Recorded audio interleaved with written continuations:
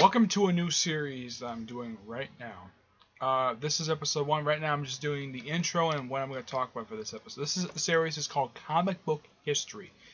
Now this can basically for history of characters, comic book series, maybe even the creators behind them, stuff like that, maybe some other things. It's just a merger of several different ideas I've had over the past few years of basically doing this channel. Like, I wanted to do a series focused on the cities these heroes lived in, the gadgets. This is just a merge of all those series into one. So I have to have 20 different series on my channel. Okay? Now, this first episode, I'm talking about the Amazing Spider-Man comic book. When I start reading comic books 12 years ago, this is one of the first two comics I started reading. The other course was Uncanny X-Men. I'll get to that one later date. Now, this series was launched in 1963, and is currently, well, since the cancellation of Fantastic Four last year, the longest-running comic book Marvel has ever published. And it's still publishing to this very day. It's even published more issues than Fantastic Four. Yeah, it surpassed that of years ago. Actually, it was about 10 years ago, when they decided to increase the publication of issues from once a month to 3 times a month. Yeah, like I said, the series started in 1963. March of 1963. And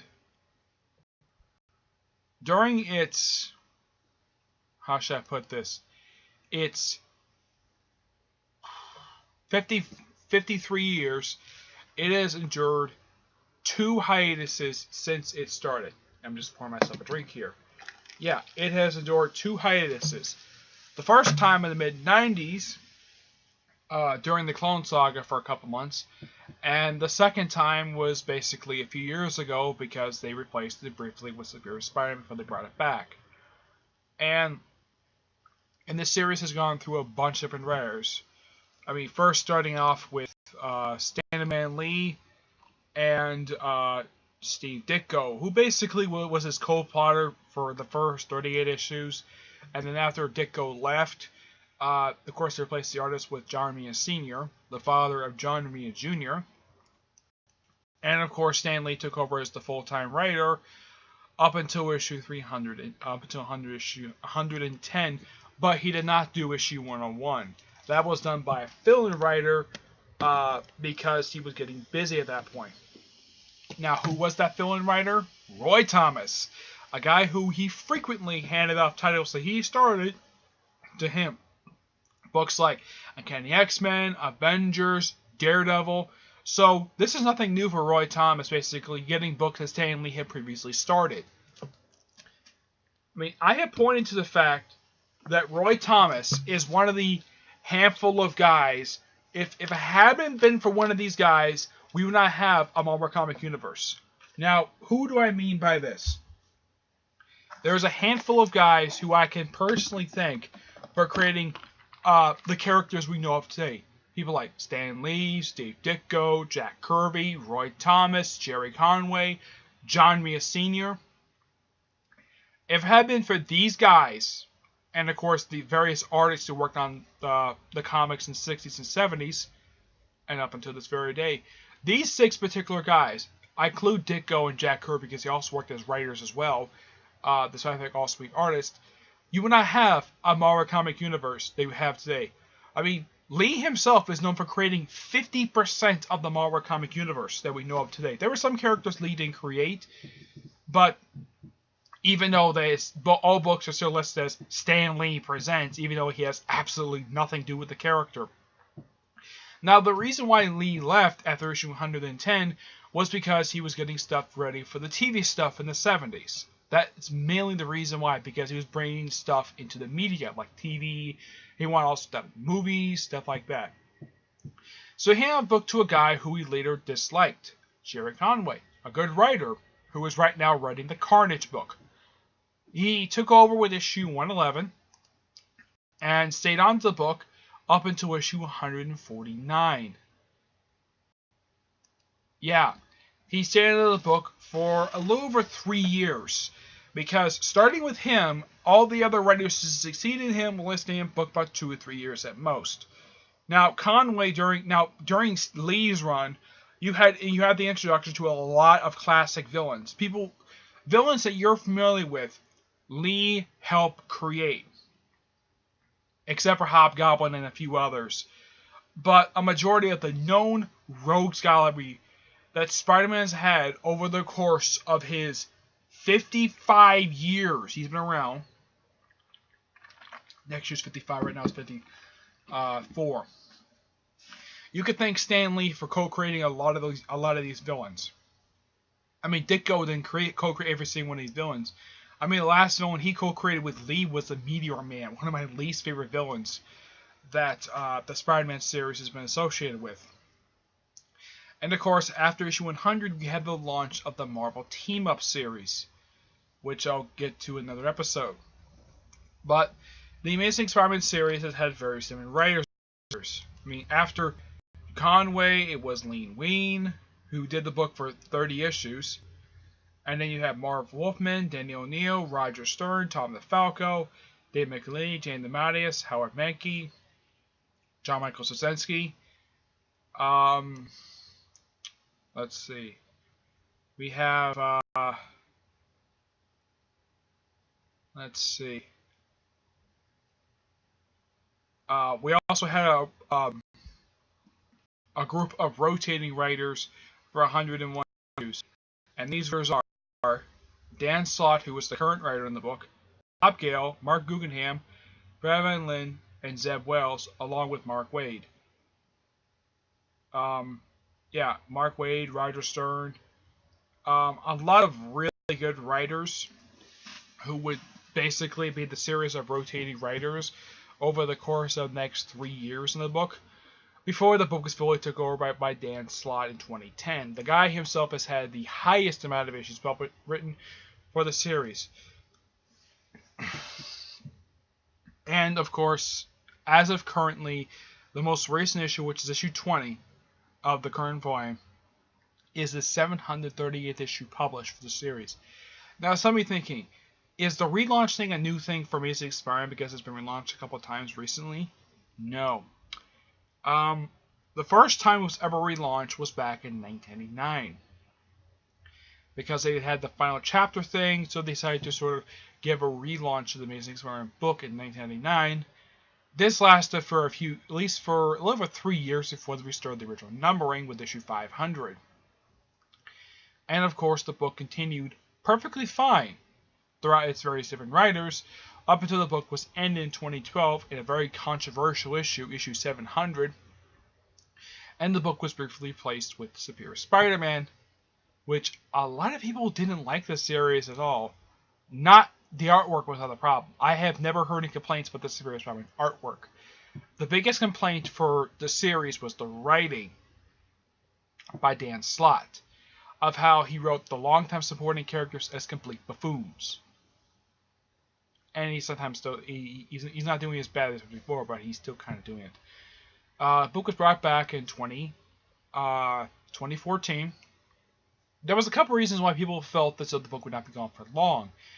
Simply because, one, you have Amazing Spider-Man 2 coming out in 2014, and two, this is one of the AAA titles that Marvel just cannot get rid of because Stan Lee started this book, so they can't get rid of it. In 1964, Lee and Ditko launched the first annual. An annual thing, now the annual would come like once every year or so, but generally whoever was writing the book would also write the annuals. Not that much the case of today. Basically, only like 2 people actually did that nowadays for Marvel. That's Brian Michael Bendis and Matt Fraction. Would any other regular writer write the series annuals? Nope. Nope. No writer would ever be bothered to write an annual, despite the fact for years this was common practice. To date, Spider-Man has basically released 40 annuals. 4 of these annuals were in fact reprints. Yep, annual 629 reprints.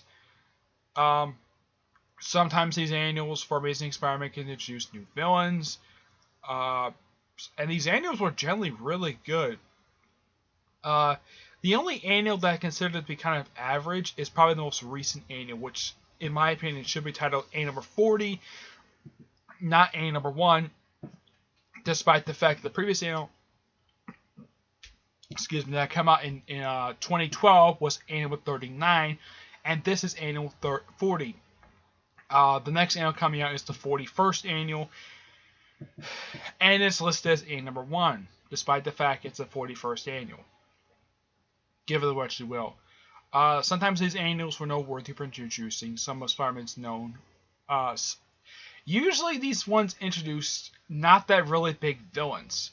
I mean, the 10th annual introduced the Human Fly of all people. A character who is gone, by the way. He's been killed twice. First by the Scourge at the end of the world, and then he's killed by the frickin' Punisher in Rick Remender's run of all these things.